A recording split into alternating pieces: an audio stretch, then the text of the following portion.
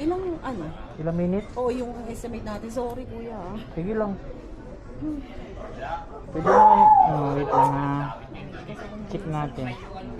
Anong oras mapasok mo? Ano? 10? 10:30. 10:30.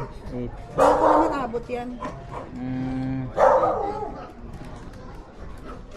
Hikvision Philippines office may be closed by the time you 10:15. Meron pala head itong ganito? southeast on Chrysalina towards Zobel Roxas Street. 10:15. Kaya. Sige po, dito na po tayo. Ikot mo na lang.